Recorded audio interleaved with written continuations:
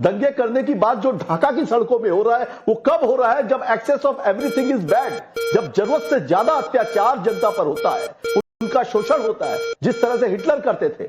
आज वही माहौल अगर देश के अंदर में अगर एक व्यक्ति बना रहा है, कुछ लोग सिर्फ देश को चला रहे हैं, कुछ लोग, बाकी सबकी आवाज बंद कर दी गई है, कुछ नहीं कर सकते हैं, ऐसा जो माहौल है 2 महीने की। स्वयं पुरोहित जी मैं आपसे 2 सवाल पूछना चाहती हूँ। आप कह रहे हैं आपके लोग हर बीएलओ के साथ लगे हुए हैं, तो फिर एसआईआर सही है ना?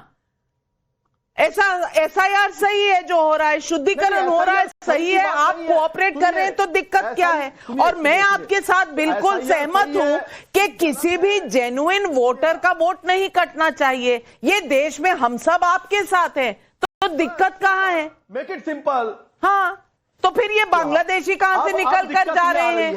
ये बांग्लादेशी 3 साल से क्यों छुपे हुए थे? इसका भी तो जवाब देना पड़ेगा ना आपको। अच्छा सुनिए नविका जी, जरूर देंगे। बहुत बहुत दुर्भाग्य का विषय है नविका जी कि आप मीडिया की होकर के आपको यह नहीं पता कि बीएसएफ कौन कंट्रोल करता है। गृह मंत्री अगर उसका जवाब नहीं दे पा रहे हैं कि यह है नविका जी कि आप मीडिया की होकर के आपको यह नहीं पता कि बीएसएफ कौन कंट्रोल करता है। गृह मंत्री अगर उसका जवाब नहीं दे पा रहे हैं कि ये घुसे कैसे 2 साल पहले। 2 साल पहले कौन थे गृह मंत्री? हमारे नेता अमित शाह जी। हम नहीं, आपका समय आएगा तब दीजिएगा शहजाद जी, प्लीज थोड़ा सा समय समाप्त हो रहा है। जब घुसने दे रहे हैं तब आपने नहीं दिखाया, तब मीडिया भी सोई हुई थी। 2005 में कौन घुसने दे रहा था? 2005 से पहले कौन घुसने दे रहा था? जब ममता बनर्जी चिल्ला रही थी लोकसभा में, आप वहां थे कि नहीं थे मुझे नहीं पता। मैं वहां मीडिया गैलरी में लोकसभा में बैठी थी और ममता बनर्जी का पूरा गुस्सा मैंने देखा है अपनी इन आंखों से, और इस तरह से कागज उन्होंने स्पीकर पर फेंके वो मैंने देखा है। लेकिन रो पड़ी थी ममता बनर्जी। आज उसी से डिनायल में है। शहजाद पूनावाला पहले कहते थे एक भी बांग्लादेशी नहीं है, घुसपैठिए हैं नहीं, तो ये निकल कर कौन जा रहा है? और अब कह रहे हैं कि हम सहयोग कर रहे हैं, तो फिर एसआईआर गलत कैसे है? तो अगर ये सहयोग कर रहे हैं और बीएसएफ की जिम्मेदारी तय कर रहे हैं, तो जब बीएसएफ ने बोला कि 50 किलोमीटर अंदर तक जुरिस्डिक्शन रहने दो, और जब वो कह रहे थे कि 450 किलोमीटर के बॉर्डर पर चेक पोस्ट बनाने के लिए हमें जमीन दो, तो उसका विरोध क्यों किया? बीएसएफ को ना काम करने देंगे, और जब ये घुसपैठिए बाहर जाएंगे या घुसपैठियोयों को डिटेक्ट, डिलीट और डिपोर्ट किया जाएगा, तब उसका विरोध भी करेंगे। स्वयं जी, अब आप मुझे सिखा रहे थे कि मेरा समय आएगा, आपका समय आएगा, आप मेरे समय पर भी घुसपैठी की तरह बोल रहे हैं। अब घुसपैठिया बनना आपकी आदत है, फितरत है, डीएनए है। सुन लीजिए भाई, समय दूंगी आपको, मैंने बहुत समय दिया, अब जवाब भी तो सुनने पड़ेंगे ना। अब दूसरी बात यह है कि अगर घुसपैठे थे ही नहीं तो 2005 में ममता बनर्जी क्या चाह रही थी? कौन चाहे, वो कौन से वोटर थे जिसके खिलाफ उन्होंने पेपर्स फेंके? पॉइंट 1, पॉइंट 2, ये संविधान की बड़ी बातें करते ना। फिराद हकीम का बयान, हाथ पैर तोड़ देंगे। इनके एक विधायक का बयान, बीजेपी के लोगों को आग लगा देंगे। महुआ मोइत्रा को लगता है कि बांग्लादेश मॉडल फॉलो होना चाहिए। वहां पर आरजेडी बोलती है कि नेपाल बांग्लादेश बना देंगे। यहां पर कांग्रेस बोलती है देख लेंगे, और यूथ कांग्रेस ट्वीट करता है कि ये लोकतंत्र के हत्यारे हैं, और दिग्विजय सिंह बोलते घेराव करो। आखिरी बात मैं पूछना चाहता हूं, संविधान के इतने बड़े आप लोग रखवाले हैं, तो शिकायत दे दीजिए ना सुप्रीम कोर्ट में कि इतने लोगों का गलत नाम कटा। वहां पर एक नाम शिकायत नहीं देंगे, वहां पर शून्य, नील बटा सन्नाटा, बस नील बटे सन्नाटा। लेकिन अजीज खान साहब, मुझे लगता है कि अंदर खाने दिक्कत कुछ और है। आप जानते हैं, तृणमूल कांग्रेस जानती है, वहां पर उद्धव ठाकरे जी की पार्टी जानती है, सब जानते हैं कि दिक्कत ईवीएम में नहीं है, वो आप कहकर देख चुके हैं। दिक्कत एसआईआर में नहीं है, दिक्कत आपकी लीडरशिप में है, यानी कि इंडिया गठबंधन की लीडरशिप। राहुल गांधी जिता नहीं सकते किसी अलायंस पार्टनर को, इसलिए तो वो मेहरोत्रा साहब कह रहे थे कि राहुल गांधी हटे, अखिलेश यादव बने, तभी लीडरशिप क्वालिटी आएगी और लोगों के मुद्दे उठाए जाएंगे। कहीं लोगों के मुद्दे से आप किनारा कर चुके हैं। कभी आप कहते हैं कि संविधान खतरे में है, कभी एसआईआर खतरे में है, कभी इलेक्शन कमीशन खतरे में है, कभी ईवीएम खतरे में है। असल मुद्दों से क्या आप दूर हो गए हैं? और असल मुद्दा तो यही है कि अखिलेश यादव को आगे आना चाहिए, राहुल गांधी जी को अब थैंक यू कहना चाहिए 95 हार के बाद।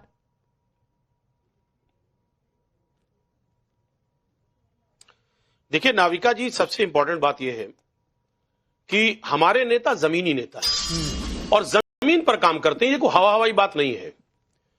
और जिस तरह समाजवादी पार्टी उत्तर प्रदेश में जमीन पर उतर करके जो यहां शोषित है, दलित है, वंचित है, जो परेशान है, उसकी आवाज बनकर के निकल रहे हैं और उसकी आवाज उठाने के लिए पूरी तरह से कटिबद्ध हैं, काम कर रहे हैं, वो जमीन पर काम कर रहे हैं। और रही बात दूसरे नेताओं की बात आप कर रही हैं, देखिए मैं एक बात बता दूं, हर शख्स का अपना काम है। राहुल गांधी जी का अपना काम है, हमारे नेताजी का अपना काम है। और सवाल इस बात का है कि आज जो परिस्थिति उत्तर प्रदेश में है वो परिस्थिति डिफरेंट है। ये बिहार नहीं है, उत्तर प्रदेश में यहां पर जो हालात है, यहां की जनता त्रस्त है और क्या चाहती है, वो बदलाव चाहती है। और अभी बार बार ये कह रहे साहब 27 ये है और 27 वो है। मैं एक बात आपको बता दूं, बहुत स्पष्ट कर दूं कि उत्तर प्रदेश में अभी लोकसभा का चुनाव हुआ है। क्या स्थिति रही लोकसभा में, क्या बदलाव रहा, ये पूरे देश ने देखा। अभी 27 में क्या होने जा रहा है। हाँ, एक बात जो SIR की बात हो रही है, मैं एक बात इस पे स्पष्ट कर दूं कि यहां पर पीडीए प्रहरी है, यहां पे गड़बड़ी नहीं हो सकती और नहीं किया जा सकता। चुनाव आयोग या जो भी लोग हैं, अगर वो प्रयास करेंगे कि यहां के जो मतदाता हैं उनके नाम काटने का प्रयास करेंगे तो यहां की जनता बर्दाश्त नहीं करेगी। जिस तरह बिहार में हुआ, 69 लाख वोट काट दिए गए, 21 लाख वोट नए जोड़े गए।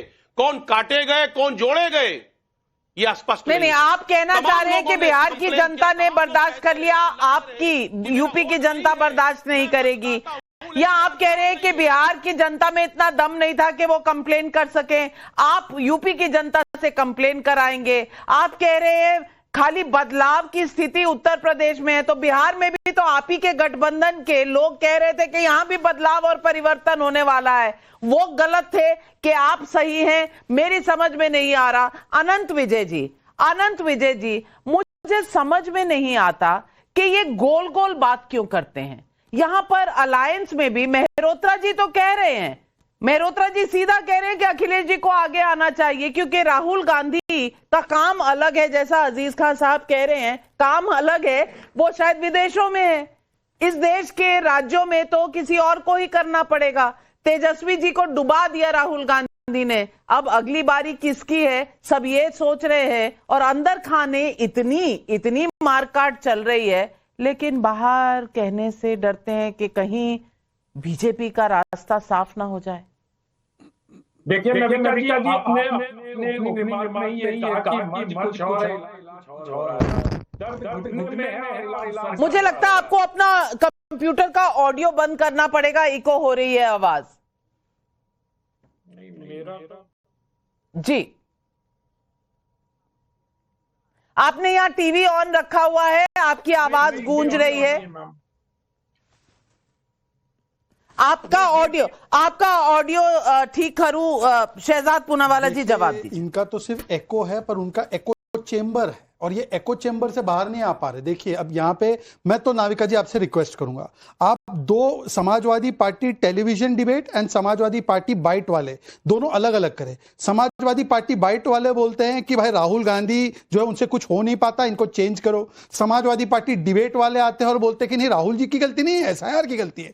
टीएमसी वाले बाइट वाले बोलते हैं कि राहुल बदलो, ममता लाओ। और टीएमसी डिबेट वाले आकर बोलते हैं राहुल की कोई गलती नहीं, SIR जो है वो गड़बड़ कर रहा है। तो आपका स्टैंड क्या है भाई? एक तो स्टैंड ले लो। दूसरी बात, जो अजीज खान साहब ने कहा, बिहार की जनता, देखिए मैं खुद उत्तर प्रदेश में वोट डालता हूं, उत्तर प्रदेश की महान जनता का मैं सम्मान करता हूं, पर बिहार की जनता का तिरस्कार करना। और जिज्ञासु जी बैठे यहां पे, मैं जिज्ञासु जी की जगह पे होता तो मैं अजीज खान को लथाड़ देता।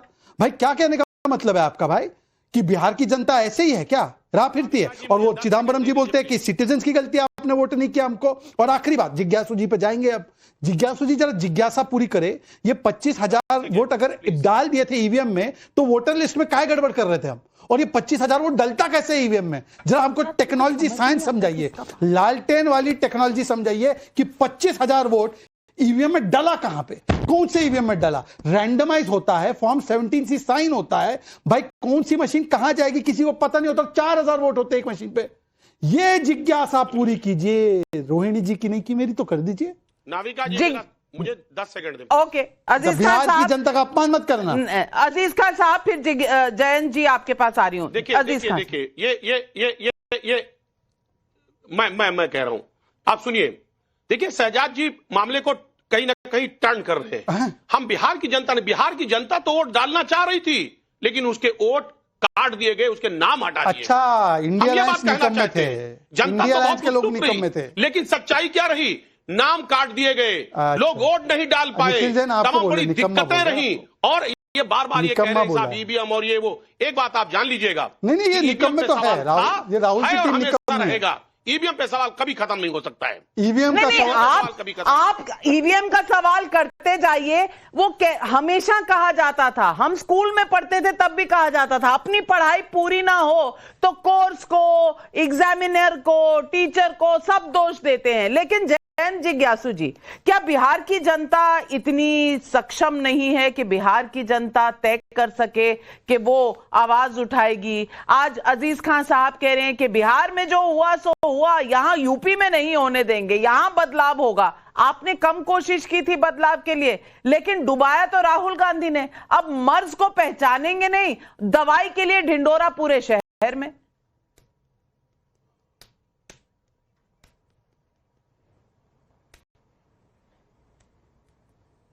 जयंत जिज्ञासु जी, सवाल वो एक आपके शेर लिए। है कि अब के बरस दस्तूरे सितम में क्या क्या बाब इजाद हुए, जो कातिल थे मकतूल हुए, जो सैद थे वो सयाद हुए। तो इसलिए ये सारी जिम्मेदारी इस देश में अगर मतदाताओं पर डाल दी जाए कि वोटर लिस्ट में ठीक ठीक नाम जुड़वाना भी उन्हीं का दायित्व है। पोलिंग स्टेशन पर जाकर उनका वोट जिनको डाला है उन्हीं को